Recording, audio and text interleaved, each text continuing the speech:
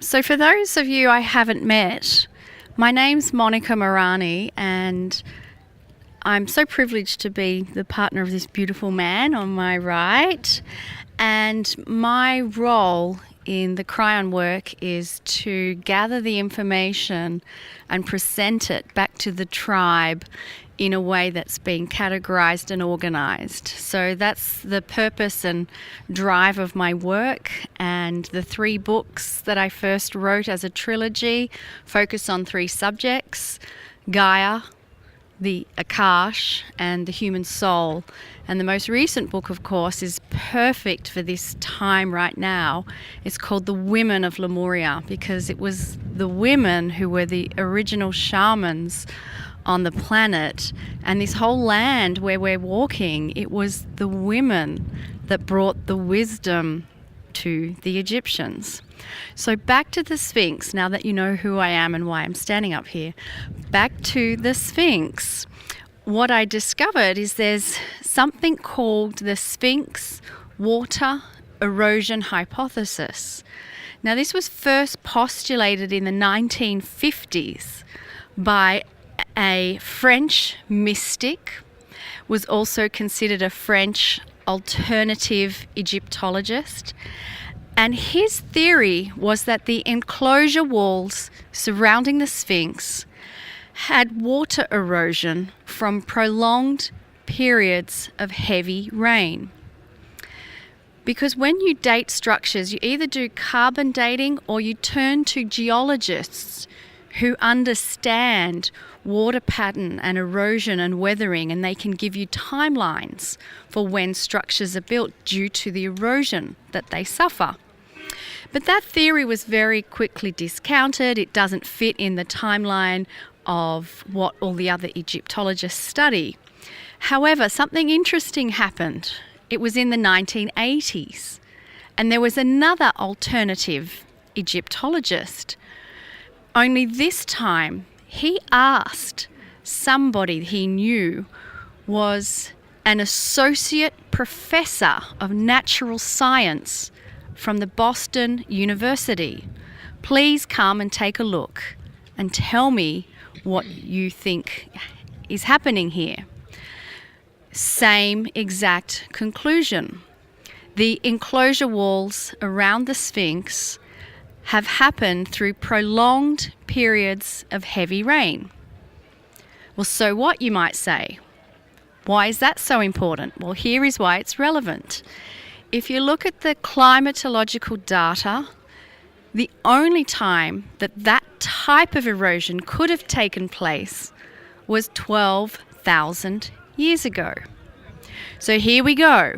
Somebody telling us the timeline for the Sphinx is twice as old as what the current model has us believe. And so I feel that our way of analysing and looking at history shifts and changes and moves just like the sands of Egypt. As we gain new information and new technology, we have to sift like the sand to change what we thought we knew. But sometimes those changes are hard because, as Lee says in his lectures, don't confuse me with anything I don't know. So I just wanted to share that with you. You can find out more information on the internet and the names of all, because he's a French guy, I can't pronounce his name, and you can look at all that research on the internet when you Google the Sphinx water erosion hypothesis. And there's been some really smart videos that demonstrate the water erosion. And the erosion that we're talking about is more evident on the other side of the Sphinx. So here we have a beautiful example of some humans who are stepping outside the box and telling us different timelines to what is currently believed in the current model. So I'm sure there's a lot more that Kryon's going to share about the Sphinx, but I wanted to give you that as our background. So thank you very much for your time. Thank you. Now, before Lon comes up and we start the meditation and channel, let me just continue with some things you may not have heard from myself or my work or Greg Braden's work. But Kryon dates civilization far differently than civilization dates civilization. If you look in the textbooks or ask the historians, they will say that 6,000 to 7,000 years ago, here or anywhere else, this is what took place. But if you go back 12,000 or 15,000, what you're going to hear is we were hunters and gatherers. That we didn't even have the wheel yet. And what Kryon has said is this goes back 30 to 40,000 years. We have been civilized doing these things.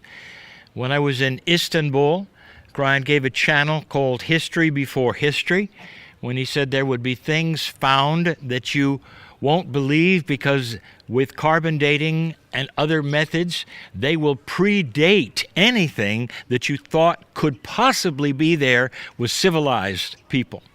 Not only that, there will be languages that have never been seen before, and artifacts that are even being discovered now, such as the ones at Göbekli Tepe in Turkey, that have depictions of the solar system complete with Saturns with rings, and that has been dated at 11,000. Greg Braden talks about what the Tibetans have said in their libraries, that we go back at least 30,000 years. So you see, it's starting to occur in various places, not necessarily academic, because academics, once they are decided what they have, they don't move much. So it has to slap them in the face and be proven time after time before the textbooks or the universities will change. And I finally tell you, the only real kicker in all of this is when you go to Australia and they have done the DNA research on the Aborigine. And they have discovered that the Aborigine, through DNA, has lived on the land, looking like they are, doing what they do, speaking the languages they speak, for over 50,000 years. So, it means that when Moses was doing his thing, they were already about 35,000 years old. So this is, call it the fly in the ointment to archaeologists, having discovered a civilization which DNA now shows have been there all of this time. They weren't hunters and gatherers. It doesn't make sense that they would be there doing what they did, but across the planet we would know nothing and didn't even have the wheel. So you see, we might be a lot older than we think. And I give you all of that just so you know there's a little bit of substance even behind the things that Kryon is discussing.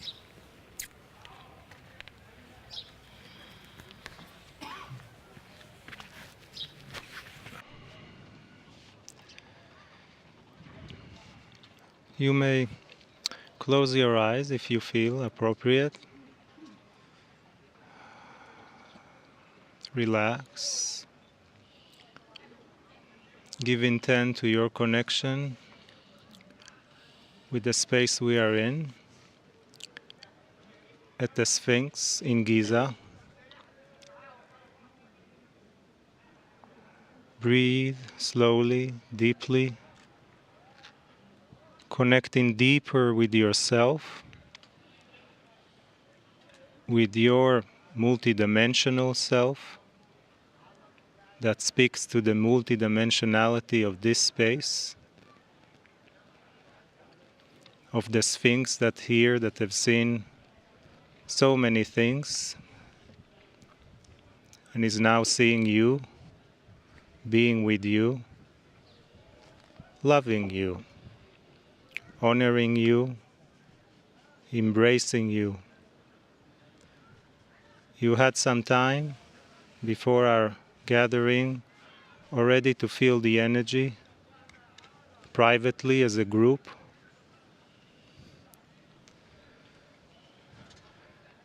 And as you walked in, many of you were drawn to the palms of the Sphinx. Something led you there. And some of you don't know why, just inviting. It's loving, it's safe, it's nurturing. There is a sense of mother here.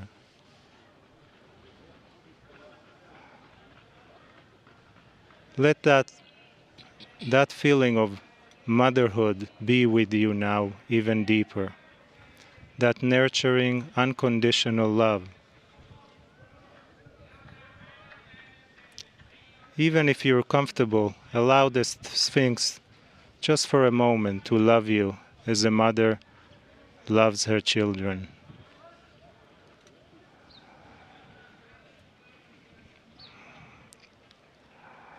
Feel your heart connecting with the heart that is in this space. It is a metaphor, but it is energy.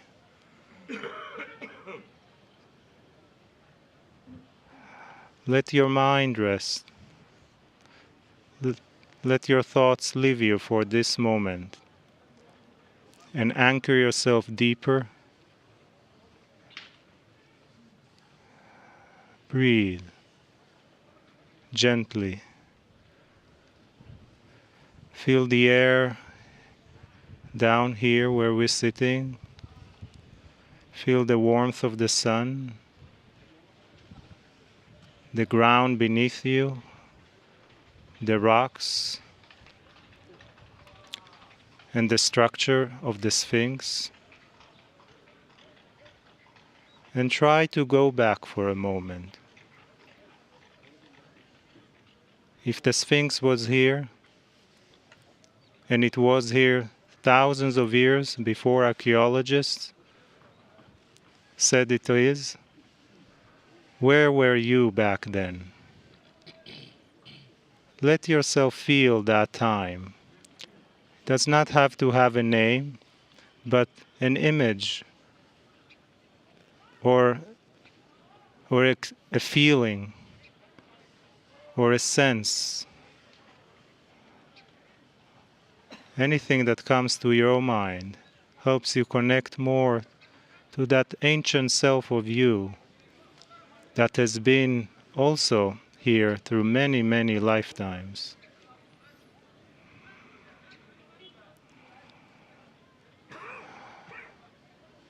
Go there for just a moment.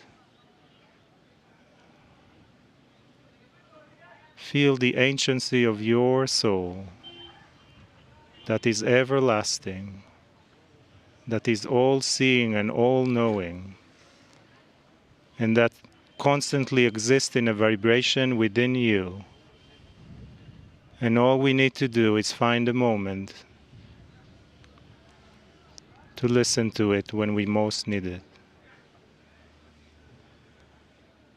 Breathe. The soul that always speaks to you intuitively or through the heart, always with you, because it is you. Let that motherly love increase within you.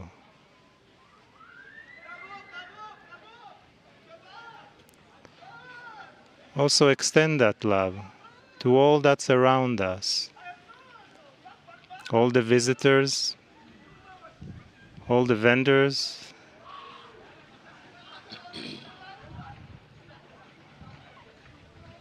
let that love expand from here as we create a stronger level of coherence between us. It can be felt unseenly by everyone around you. Breathe. Go further, as much as you allow it.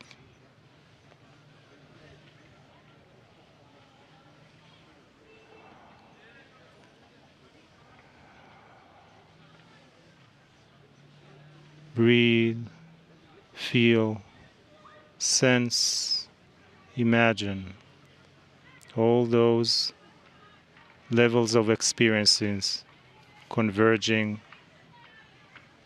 right now in you. As we listen to the wisdom, to the guidance, and to the love from Kryon. Greetings, dear ones. I'm Kryon of Magnetic Service. We sit with a group yet again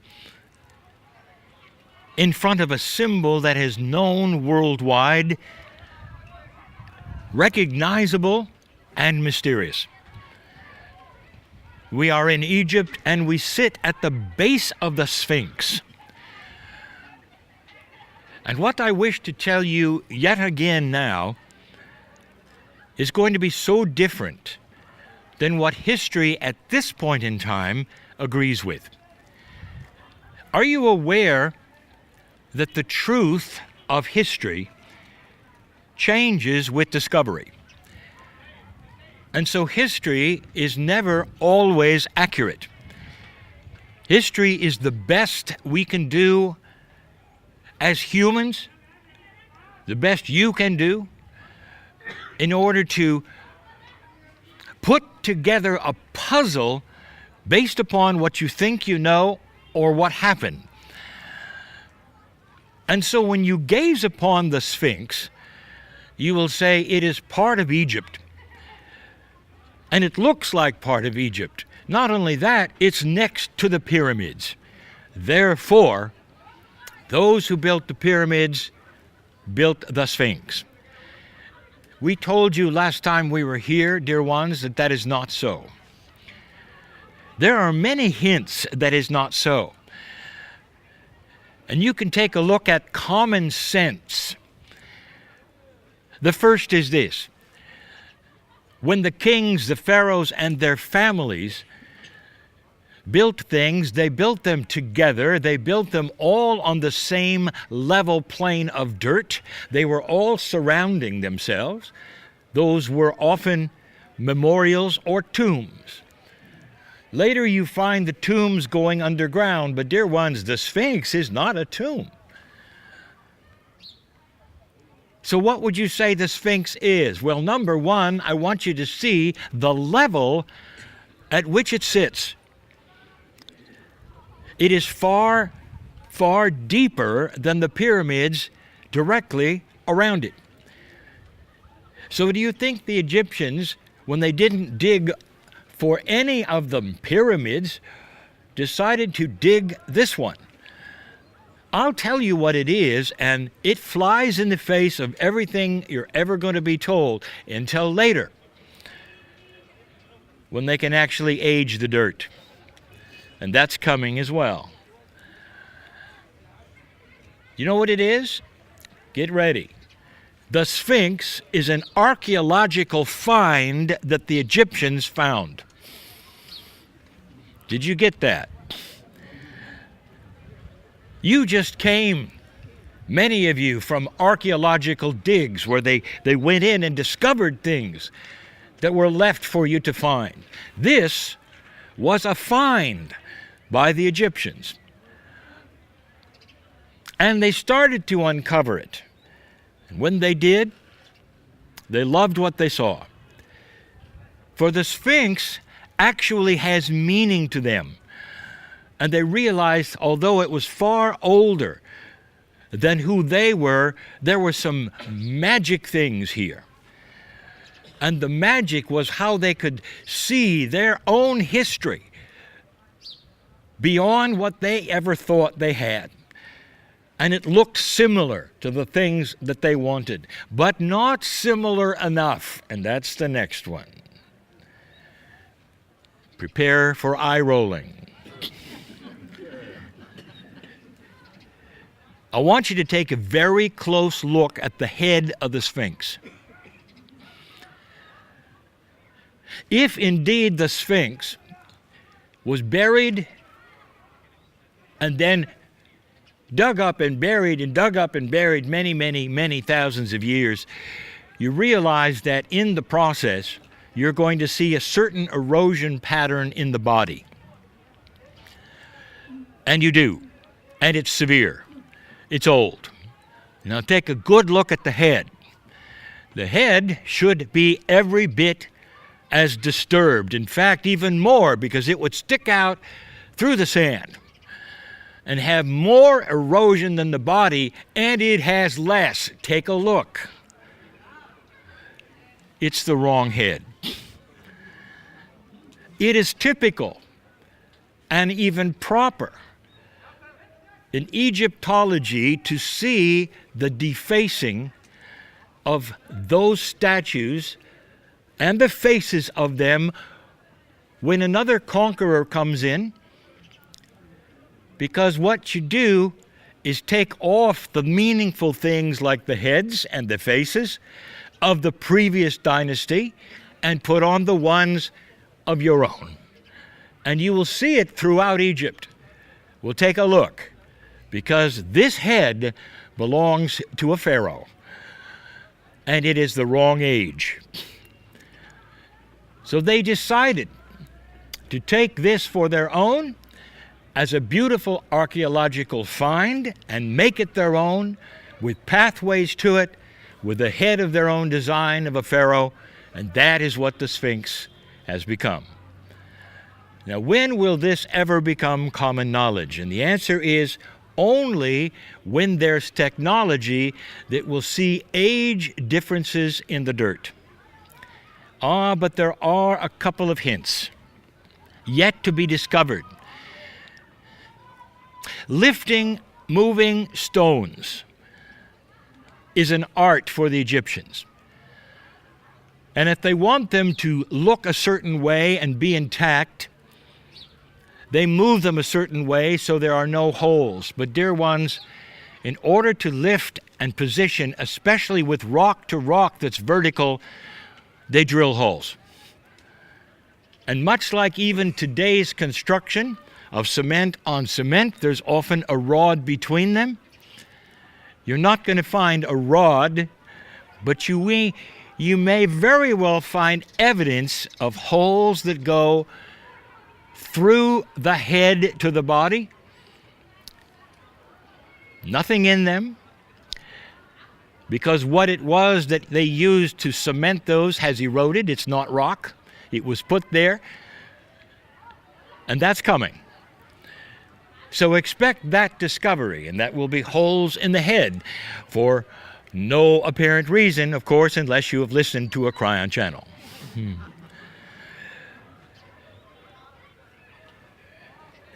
Does it surprise you that the Egyptians had their own archaeological finds?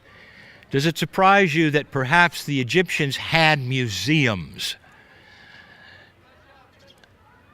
Egyptologists will come across an Egyptian find and no thinking will really be there to say, what if what we're discovering doesn't belong to them but was a museum of theirs?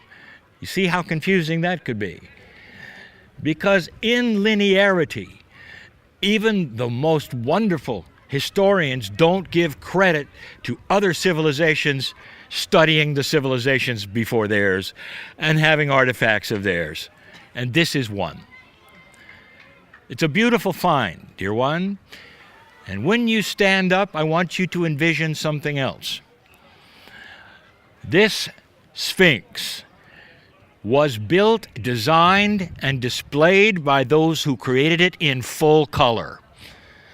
In full color. This was beautiful.